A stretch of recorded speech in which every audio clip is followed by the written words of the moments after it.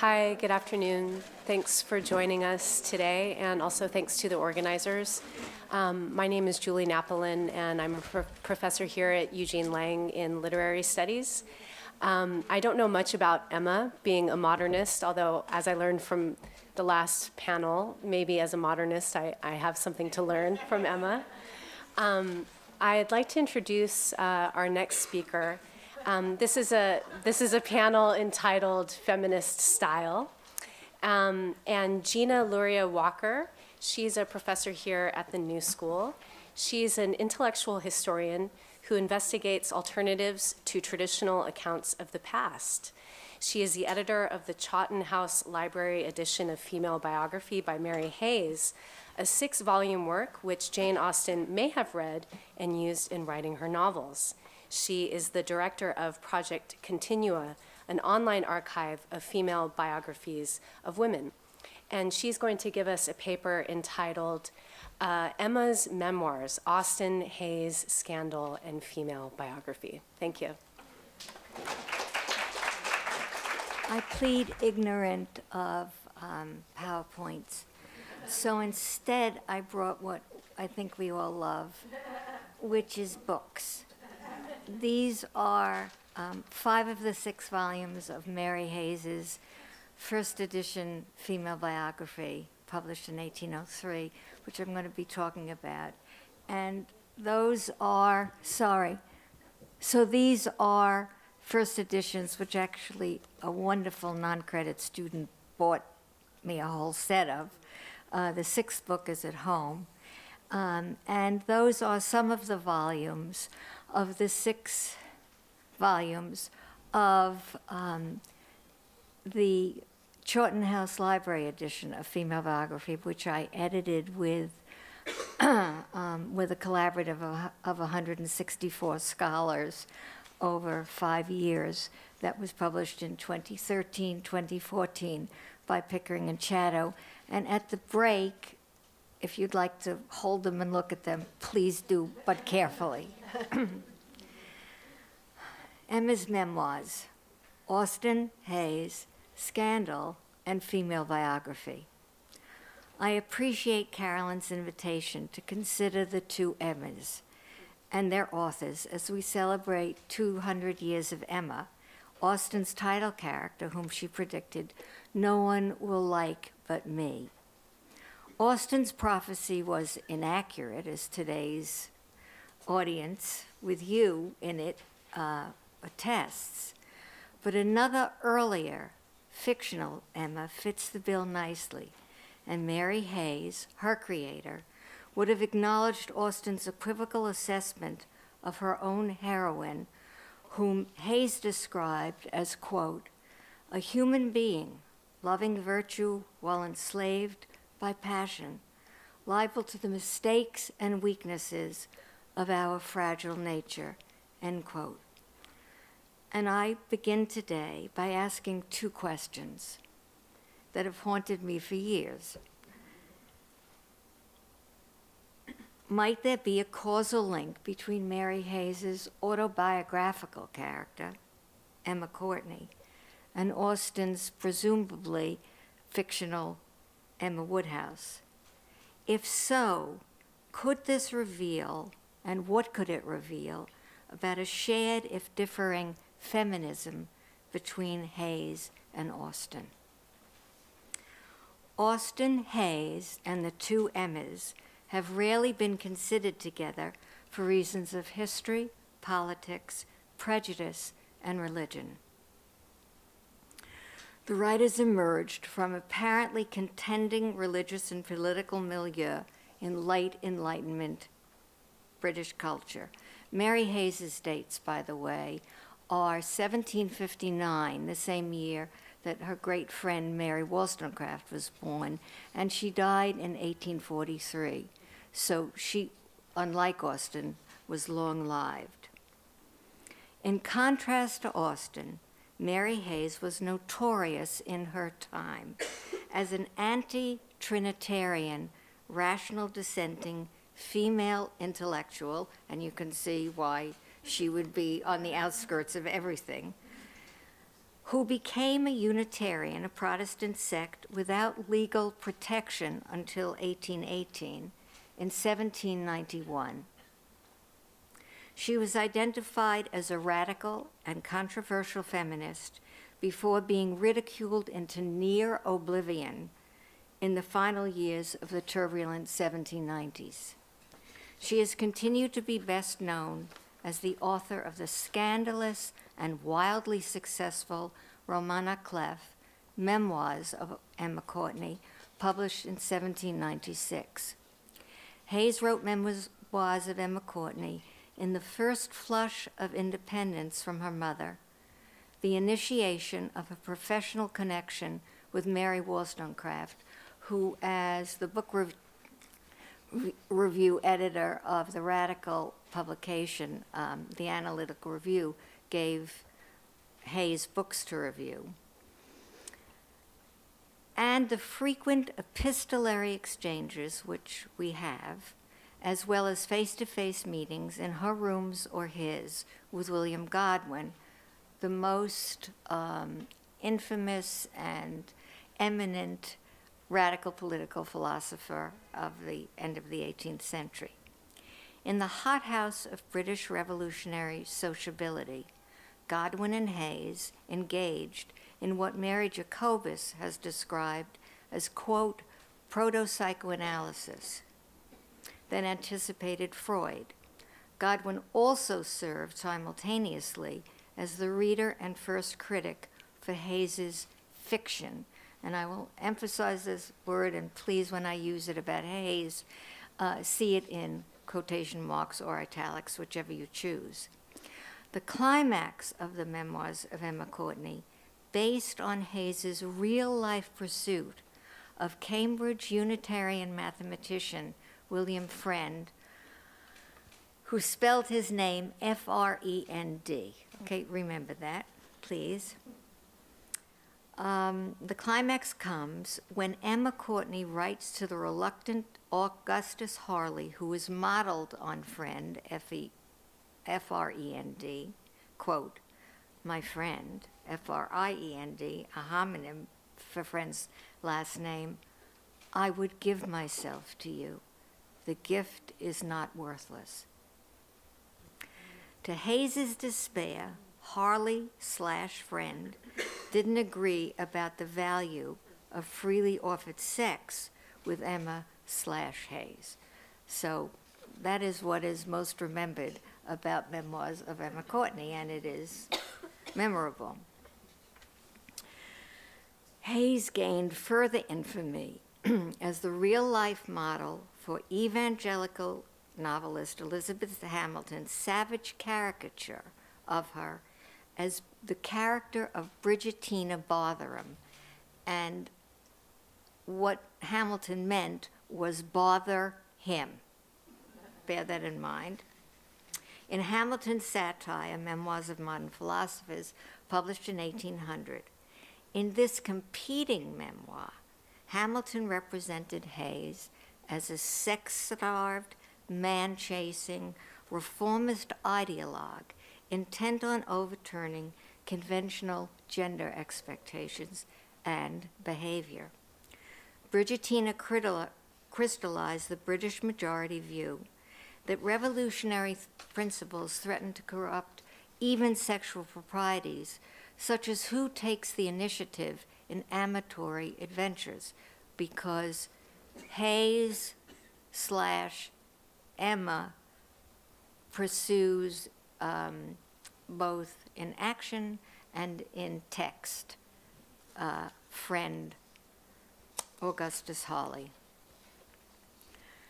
Hamilton's novel was an even bigger success than Hayes's. In her brilliant Bridgettina Botherham parody, Hamilton created the persona of Hayes as transgressive woman and prating fool, mimicking revolutionary, quote, French principles without understanding their dangerous consequences. Hayes, Emma Courtney, Bridgettina have remained fodder for the historical propaganda mill ever since. In a central passage of the Memoirs of Emma Courtney, the heroine expresses Hayes' prescient critique of male enlightenment assertions and assumptions. Taken verbatim from one of Hayes' letters to Godwin, Emma writes, quote, "I do not affect to despise, and I regularly practice the necessary avocations of my sex. Neither am I superior to their vanities. The habits acquired by early precept and example adhere tenaciously and are never, perhaps, entirely eradicated. But all these are insufficient to engross, to satisfy the active, aspiring mind. Hemmed in on every side by the constitution of society, and not less so, it may be, by my own prejudices, I perceive, indignantly perceive, the magic circle without knowing how to dissolve the powerful spell, while men pursue interest, honor, pleasure, as accords with their several dispositions. Women who have too much delicacy, sense, and spirit to degrade themselves by the vilest of all interchanges remain insulated beings and must be content tamely to look on without taking any part in the great, though often absurd and tragical, drama of life."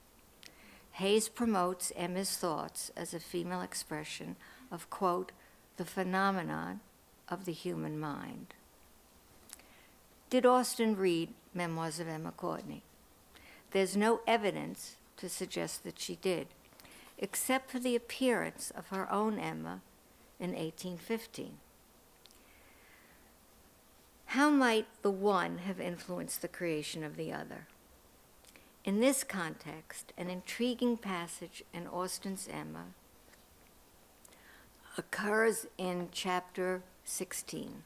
Quote, "The hair was curled, and the maid sent away, and Emma sat down to think and be miserable. It was a wretched business, indeed. Such an overthrow of everything she had been wishing for, such a development of everything most unwelcome. Such a blow for Harriet, that was the worst of all. Every part of it brought pain and humiliation of some sort or other, but compared with the evil to Harriet, all was light, and she would gladly have submitted to feel yet more mistaken, more in error, more disgraced by misjudgment than she actually was, could the effects of her blunders have been confined to herself." End quote. In this scene, the action is interior and mental. This Emma's Memoirs reveals what Austen goes on to describe as, quote, "a more serious, more dispiriting cogitation upon what might have been and might be and must be." I'm going to suggest that Emma Woodhouse may be read as the proper lady's version of Emma Courtney, Austen's revision of Emma Courtney's screed. The two Emmas are not antithetical. They are alternative responses to a single enduring question. Can women think? Do women think? Hayes and Austen and their Emmas all would answer with a resounding yes. Each Emma knows herself as a conscious being.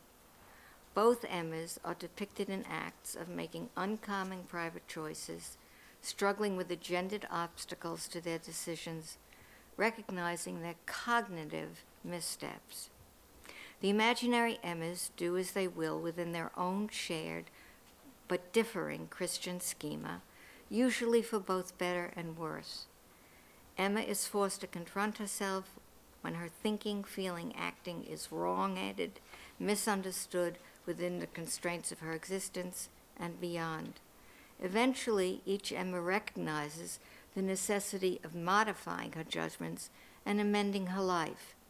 Here lies the feminist link, I would argue, between Hayes's creation and Austen's and their philosophical fictions that present women who think. Although the evidence for Austen having read the memoirs of Emma Courtney is speculative, there is greater likelihood that she knew of Hayes's groundbreaking feminist prosopography. In 1807, Elizabeth Austen Knight, Jane's aristocratic sister-in-law, was given a gift of Hayes's major work, Female Biography, as an anniversary present by her oldest son for her library at Godmersham Park.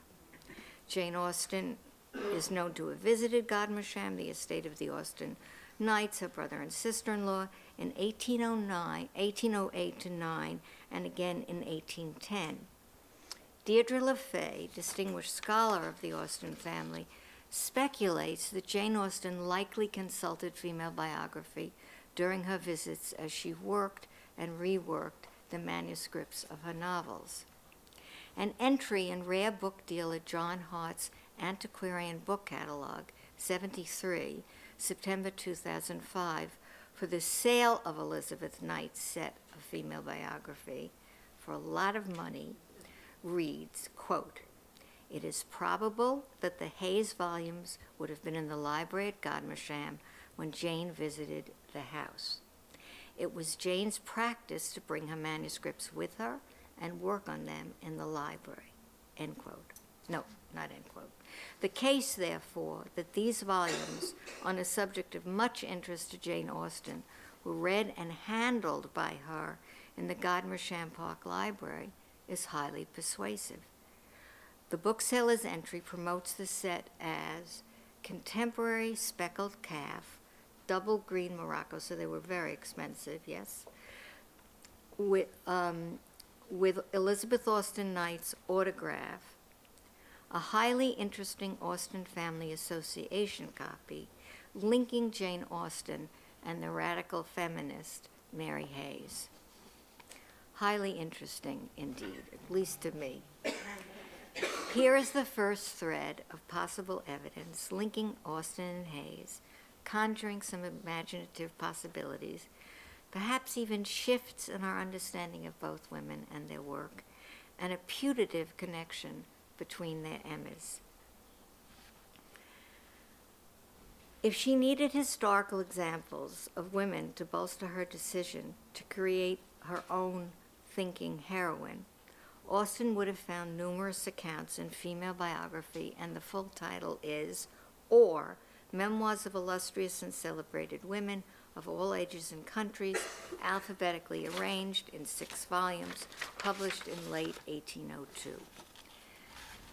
I argue that the invention of female biography was Mary Hayes's primary contribution to Enlightenment culture.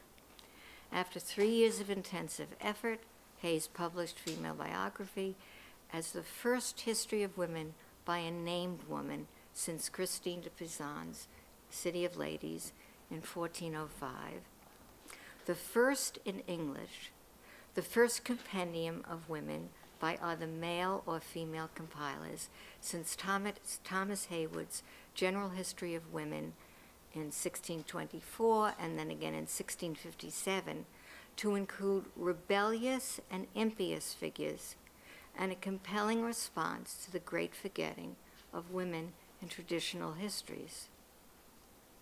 Hayes sought out, discovered, researched, and compiled accounts of approximately, we're not really sure, 300 women's lives, the largest number ever assembled.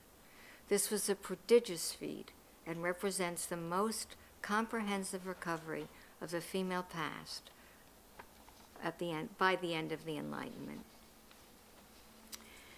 If Austen had turned to the pages of Female Biography in her sister-in-law's library, she could have read Hayes's entries for 3 women who provided the sources for the idea that the mind has no sex, that a woman may choose an intellectual life in preference to marriage, and even perhaps the inspiration for the name of her heroine. The first instance is the entry for Elizabeth Burry, a private gentlewoman and scholar whose diary was found by her husband at her death.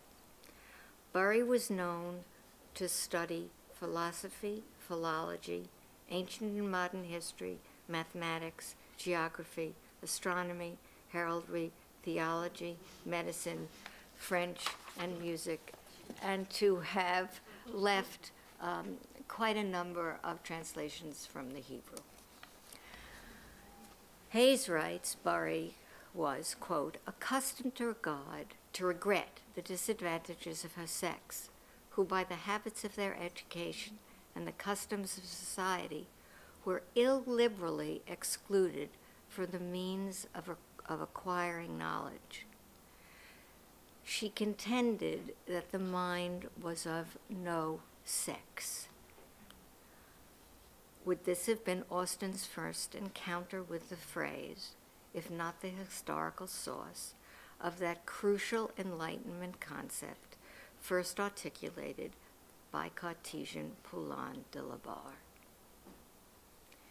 Secondly, Austen might have read about Manon Roland, martyr of the French Revolution, whose appeal to impartial posterity, published in an English translation in 1795, written while she was in the Bastille, awaiting death by guillotine, was startlingly frank, describing her sexual and intellectual awakening as an adolescent, her autodidactic reading, her respect for her husband, father of their daughter, and her mad erotic bond with her younger lover just before she was imprisoned. Like most of Austen's heroines, Roland said no to marriage offers by wealthy suitors. She argues with her father, quote, tell me why in bringing me up you taught me to think and suffered me to contract habits of study. I know not what kind of man I shall marry. I know only it must be one who can share my sentiments and to whom I can communicate my thoughts.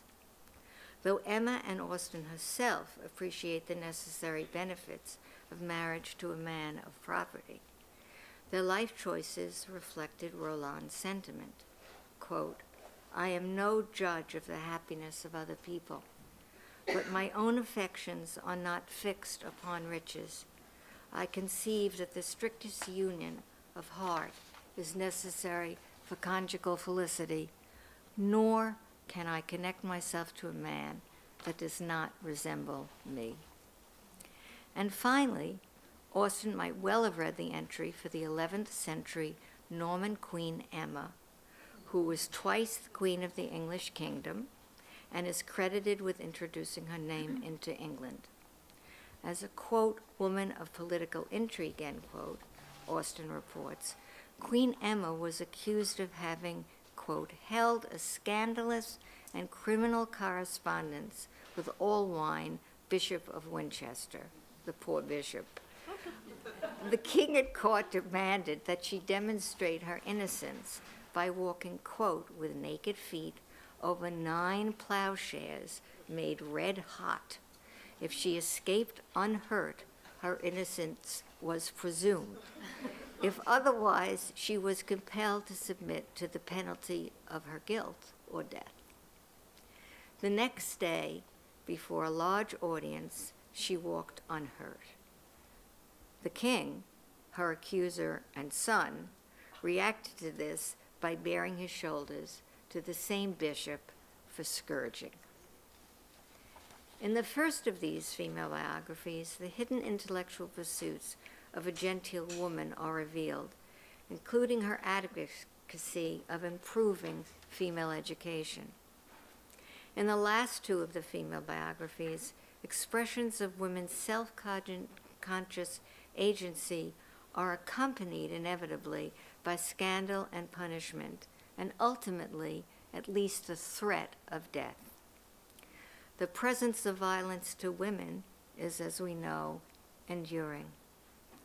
Hayes's fictional creation, Emma Courtney, is the poster girl for late Enlightenment radical feminist beliefs.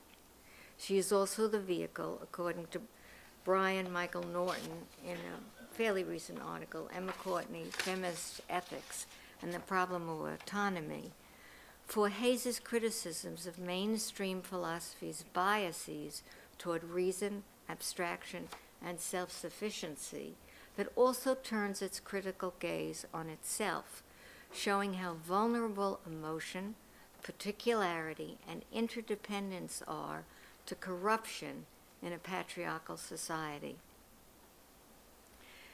Hayes perceived that each woman confronts and responds to misogyny in her own idiosyncratic ways. Individual strategies of resistance and persistence are the stuff of female biography, feminist narratives, and women's history. In all these ways, Hayes's views could well have influenced Jane Austen in fashioning the character of her willful, that is, thinking Emma. Thank you.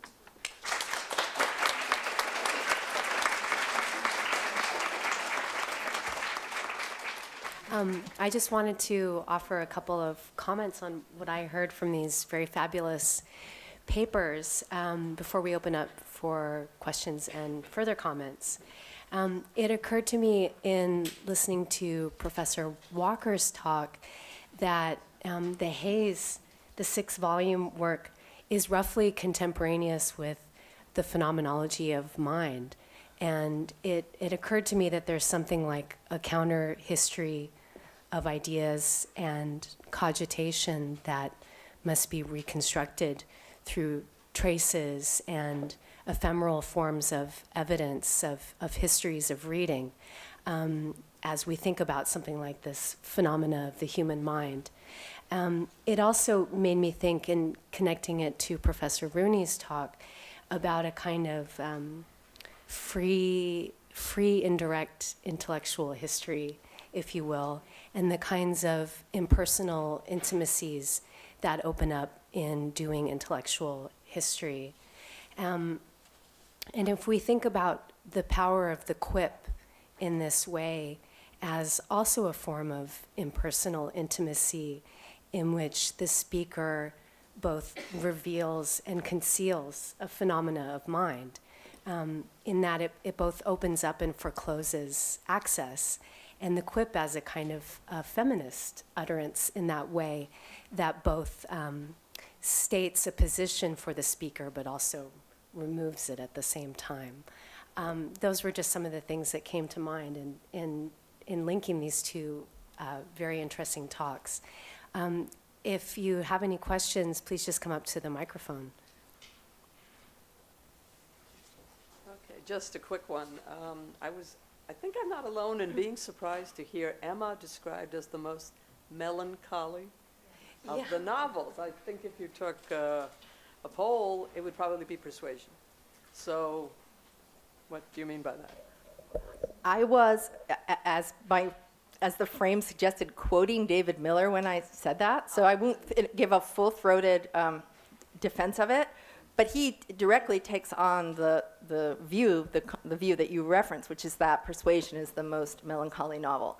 And he, because he attaches the melancholy to the recognition on the part of the narrative voice that the appeal of personhood, and therefore the possibility of marriage, is so powerful and overwhelming and out of reach, that's the nature of the melancholy for him. And by Persuasion, in fact, he argues, Austen's style is beginning to disintegrate to the point where Anne is virtually allowed to narrate the novel herself, and the narrator has sort of outbursts of annoyance that he reads as symptoms of the shift in the control that she has over this quality of her prose that he calls absolute style. I suppose it's not so much that I'm entirely persuaded that Emma is the most melancholy as I certainly prefer Emma to Persuasion, and sometimes the view that Persuasion is sadder goes along with some kind of claim that it's also deeper, better because it's romantic, and with him I want to reject all of that. But in the end, actually, I guess I would say, since I don't see the marriage moment as representing this kind of capitulation to representation and sociality, I don't think any of the novels are melancholy, truly.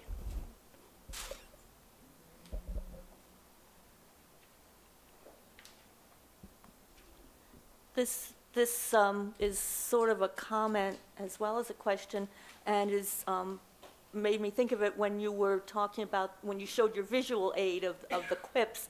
And I don't know if it's still true, but when I first heard about Jane Austen being on the new currency in England, and the quotation that was chosen to go along with the image, and I should have this exact, but I'm sorry, I'm sure you'll be able to correct me. But the quote was something like, "There's no greater pleasure than reading," or "I have no greater pleasure than reading a good book." And the quotation is from Caroline Bingley in Pride and Prejudice.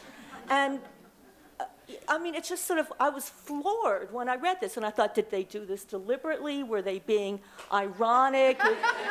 An enigma within a puzzle, within a, I mean, I just was floored by that. And then your talk about the different levels of style and meaning, and I thought, well, you know, maybe somebody really, really thought this out in some devious, bizarro folded way, or maybe it was just, you know, kind of like not thought out. Yeah, just like.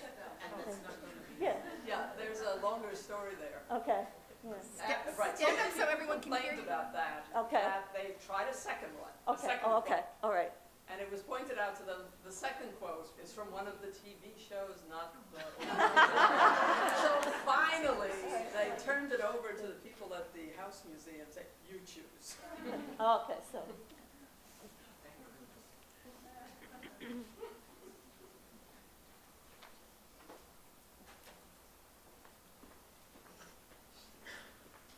Okay, so this is sort of a composite question, I guess, for both of you.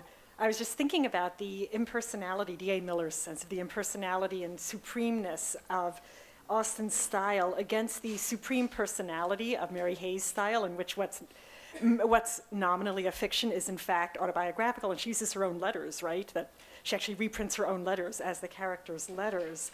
And one of the things that always bothers me about D.A. Miller's book is that style seems to end up being dependent on Austen's spinsterhood.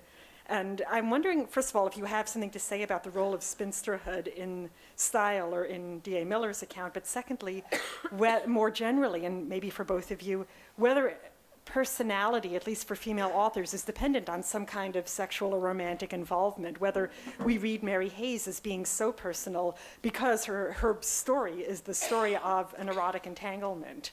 And if we could have read Mary Hayes like Austen as being sort of above and beyond all of that, it might have been possible to see the Memoirs of Emma Courtney as a kind of more impersonal text.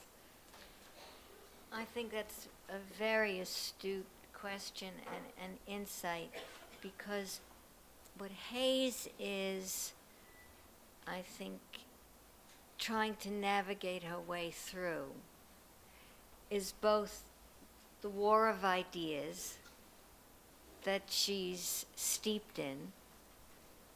She's trying to read on her own everything that all the men have read, in the way that Austen would have read some of the books that her brothers and her father had.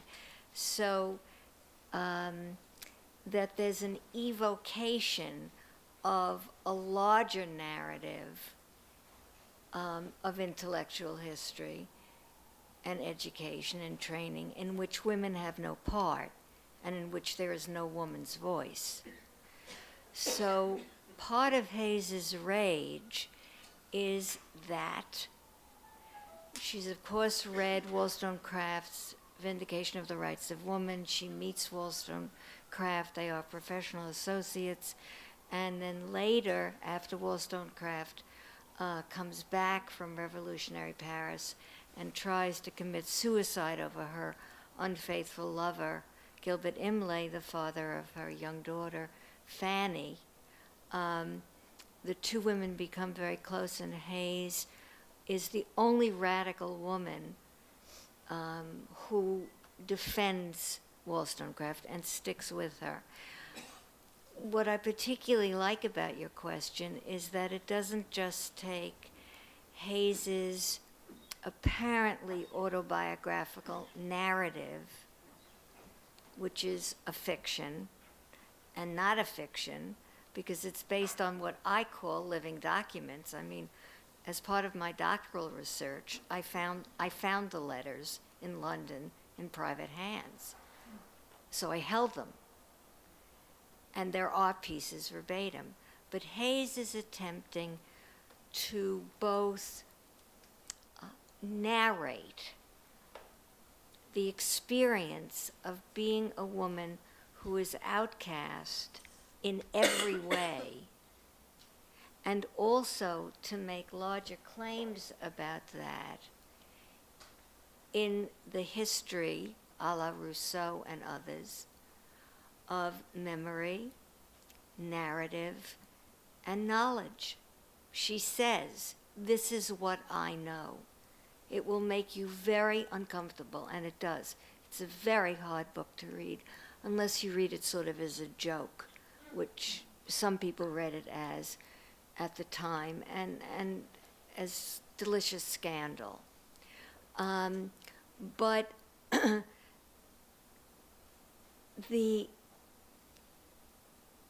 perspective of spinsterhood, and in Hayes's case, I don't know whether we can assume this about Austen or not, but the fact that she can't get any man to make not a virgin of her, as far as, I mean, she wants to sleep with someone, and she can't find anybody, is one reading of this, and a very important one, because after all, who talks about this in 1796? But it's part of a larger radical feminist claim that this too is memoir. This too is history of an individual consciousness, which then aspires to be part of the collective consciousness. This is how a thinking, unmarried, virgin woman, radical, lets us in on her life. And what does that have to do with the thinking, not radical, but maybe radical, virgin? I would focus on the phrase you used, there are pieces that are verbatim, because that connects right up to the notion that exact repetition will always still also be difference. Yes, exactly. And I take that to be the heart of Miller's book. And I think we have to, although this is not something perhaps that's thematized, not follow Francis, suggesting that really what he's admitting is that it's all personal all the way down, or whatever, but even the biographical passages in the book are pieces verbatim which in no way block our identification with him. So that all, I think, carries through. So even when Miller starts describing the difference for male and female readers, or for queer readers and not queer readers, there's no barrier to taking pieces verbatim from the part which is apparently not intended for you and moving them. So when you then go back to the question of Austen's biography, I don't think the book can be consistent with its own most fascinating elements if it is actually claiming that were Jane Austen not a spinster, she would not have produced absolute style. It's more that absolute style is a way of addressing the place of the spinster in that moment. It's an analysis. So in that sense, I think we can say these projects are on all fours with one another. And it is more a convenience of the exposition than a claim that only this biography explains this literary achievement. Because part of what I think is going on, and the reason that I mentioned Madame Roland and Hayes in her very long entry for Roland quotes extensively from the English translation, which was tremendously important, second maybe only to Rousseau in terms of memoir and in terms of revealing the self. But it's what Francis Bacon calls in The Advancement of Learning in 1605. It's about perfect history. And Bacon says that in his taxonomy of knowledge that there are many different kinds of history, but that the most perfect history is not the history of chronicles or annals. It is the history told by a person in a particular place, at a particular time, at a particular moment, which really links us to what God wants us to understand about that moment. And that's one of the reasons that I think the two Emmas are more akin than it might seem, either from their authors or even from their own plots. I think plot isn't the point. I really think it's about women being shown in the privacy of their thoughts, and that this is part of what is so very radical about Emma Courtney, and it's certainly one of the things that in all of Jane Austen, and particularly in Emma, I find Austen's complete epistemological authority resides. She knows what she wants us to think. And that is the knowledge that she gives us. Hayes is certainly not the artist that Austen is, but then she's very involved in the war of ideas. And I just love the possibility, even if it's a glimmer in my eye, and Deidre LaFay's, that Austen might have known of Emma Courtney, and she certainly knew of Hayes. I think we have time for one more question. I was just curious, this is a little off base. Do each of you know if Jane Austen knew anything of Elizabeth I as a monarch who would have sponsored, Shakespeare and Bacon and would have been... Read her History of England.